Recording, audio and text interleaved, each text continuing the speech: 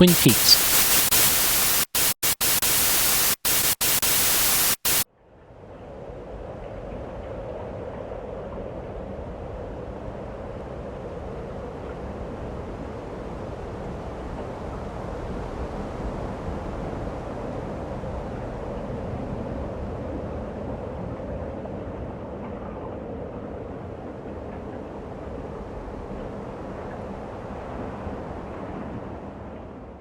Episode 28, The Final Sentiment. Written and read by Brian Allen.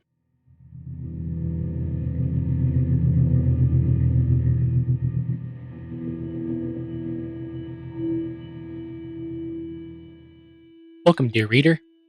As we continue our original series rewatch of Twin Peaks with a review and analysis of Episode 28, aka Season 2, Episode 21, aka The Night of Decision, German title, aka Miss Twin Peaks, US fan title.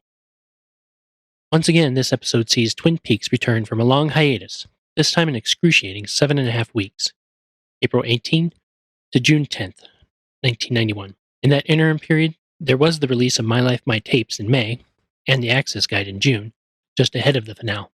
While these books illuminated the history of Dale Cooper and the town of Twin Peaks, respectively, they did not provide the answers we've been dying to know for 2 months. Tim Hunter, director of Episode 4 and the pivotal Episode 16, returned to helm this penultimate episode. In a 2018 interview for the Danish film journal 16/9, Hunter said he saw himself as a designated hitter whose role was to make the story clear so that Lynch could come in and do something wild. He also describes how cynical and disillusioned everyone was on set compared to his previous stints. Mark and David had been away for large swaths of Season 2. ABC was being rather obvious about how much they wanted to kill the show. The ladies were especially nonplussed about the town bathing beauty plot that would culminate with this episode. In the end, Hunter considers it not a very good episode. Log Lady Introduction. A log is a portion of a tree. At the end of a crosscut log, many of you know this, there are rings. Each ring represents 1 year in the life of the tree. How long it takes to grow a tree. I don't mind telling you some things. Many things I mustn't say. Just notice that my fireplace is boarded up. There will never be a fire there. On the mantelpiece, in that jar, are some of the ashes of my husband. My log hears things I cannot hear. But my log tells me about the sounds, about the new words. Even though it has stopped growing larger, my log is aware.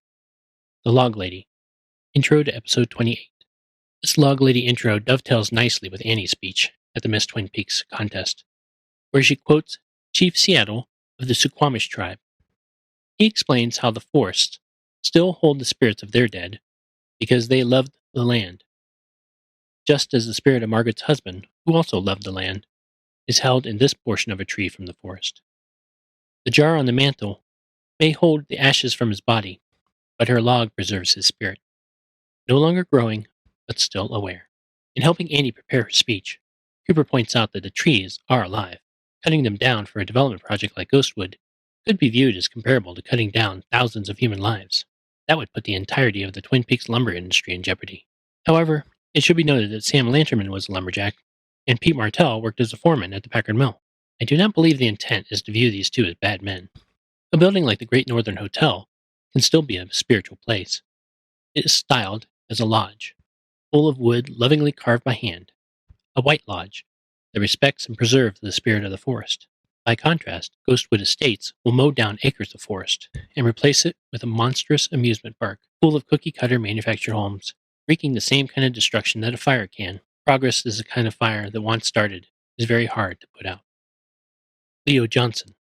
In my review of episode 24, I likened Leo to the traditional family dog, obediently bringing the master his slippers, paper, and pipe. However, I see now that his relationship with Wyndham Earle is more like his relationship was with Shelley. Leo has become the abused domestic servant, cowering at the slightest flinch from the man of the house. Earle even calls Leo Dear One as he says his final goodbye.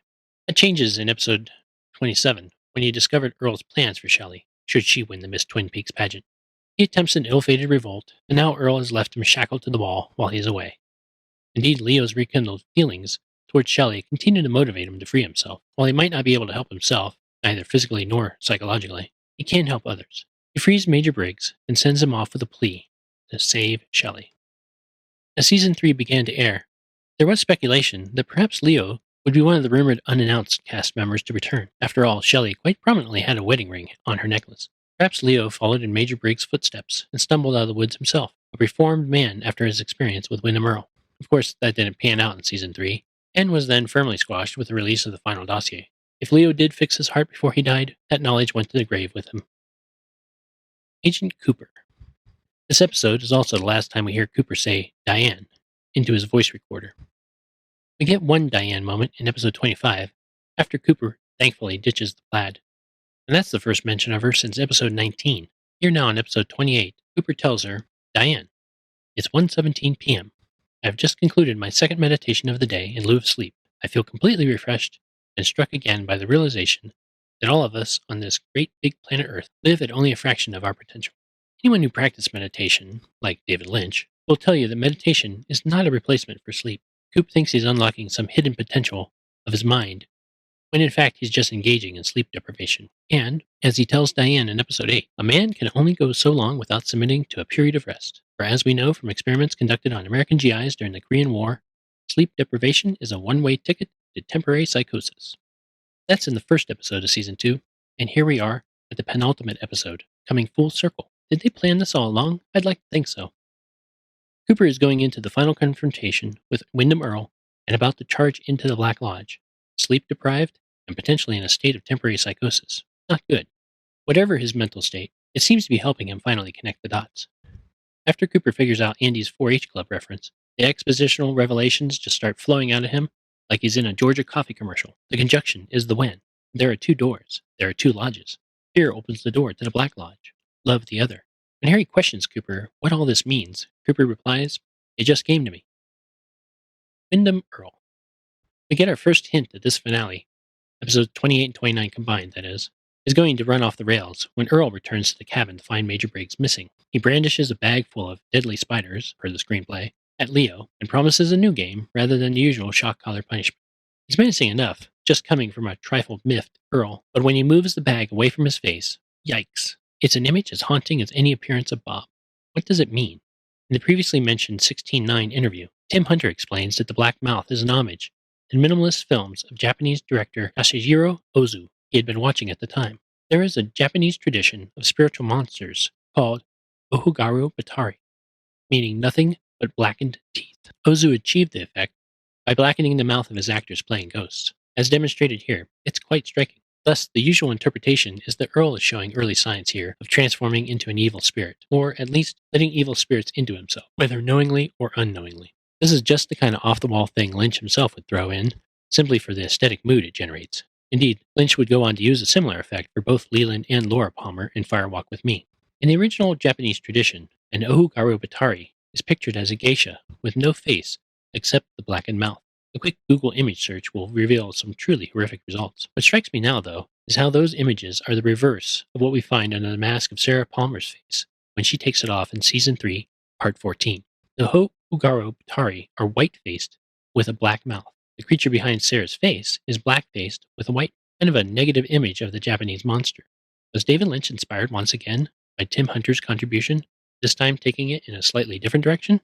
I think so. For me, the most menacing image of Earle comes when he is at the Miss Twin Peaks pageant dressed as a log lady. First, there's the explosive violence of Earle's clubbing poor Bobby over the head with a log.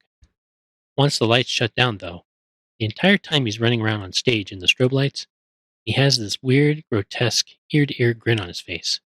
Same kind of grin Bob always has when he is wreaking havoc. Again, in hindsight, and with Season 3's revelations, it is also very reminiscent of the grin on the monster's face in Part 14. Donna Hayward. We all know that Ben Horn is Donna's father, right? His is the missing name on her birth certificate. However, the show never says it outright. In fact, it seems to go out of its way to not say it. When Donna confronts her parents, Eileen says, "You're young and you don't know all the limitations." Limitations? What in the world is that supposed to mean? When she confronts Ben, he also does not give her a straight answer. He wants to tell the truth. He wants to do the right thing, but he won't just say it.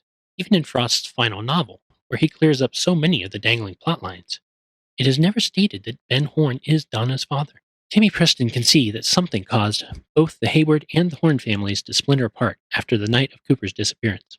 She discovers Ben is funneling money to support Eileen after the breakup.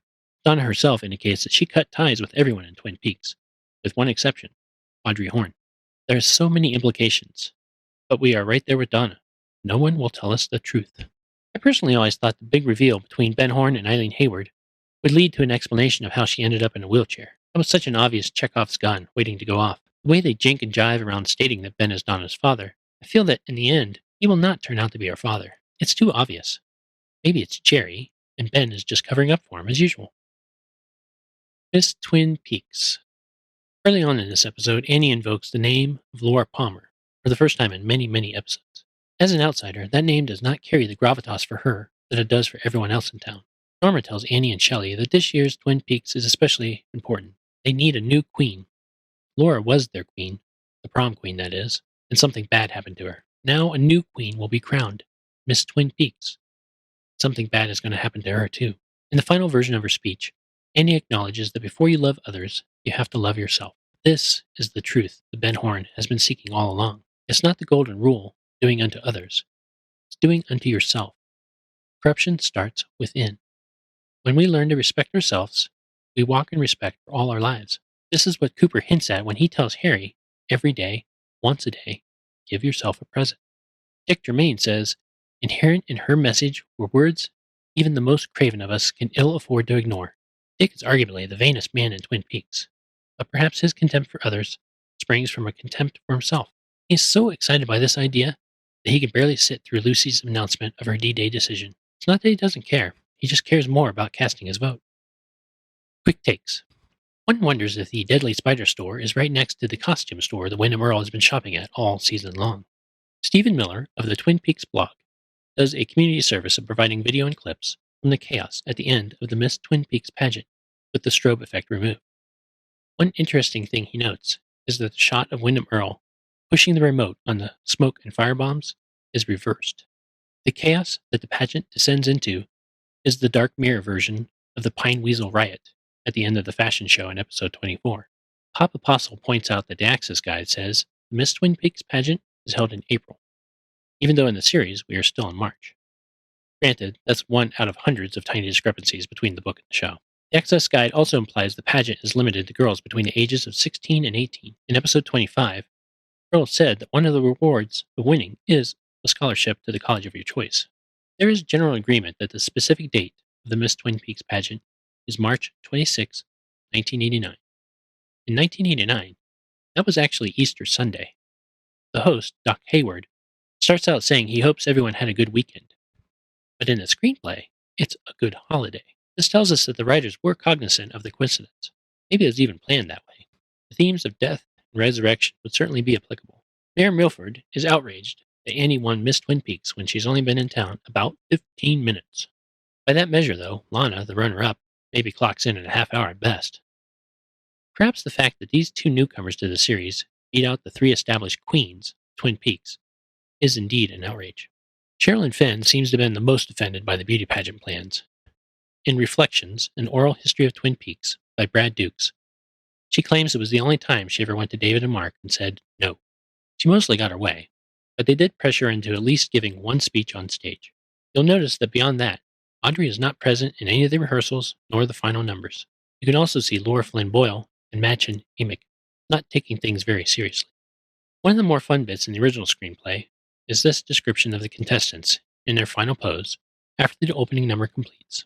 Audrey's detachment, Shelley's enjoyment, Donna's preoccupation, Annie's awkwardness, Lana's sultriness, Lucy's disorientation, Nadine's hopefulness. I would be remiss if I didn't mention, as virtually all reviewers do, that all the girls are wrapped in plastic during the opening number with the raincoats and the umbrellas. Nice parallels in this episode, with Earl and Cooper finding the key to the Black Lodge, and the Packard siblings finding a physical key inside the final puzzle box.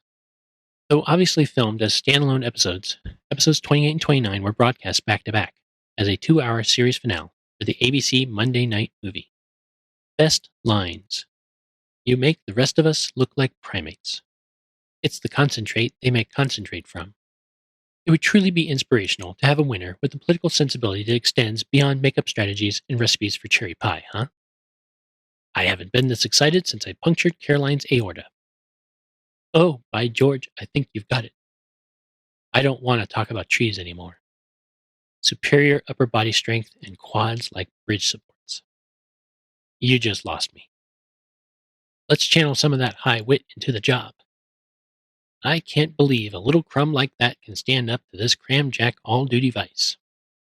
I'm so honored you made this decision, and I promise I'll be a great father, but right now I've got to find Agent Cooper. This is an outrage. She's been living in this town about 15 minutes. Thank you for listening to this audio article from 25YL. Intro and outro themes provided by Ryan Lineage. Audio engineered and edited by Mitch Proctor.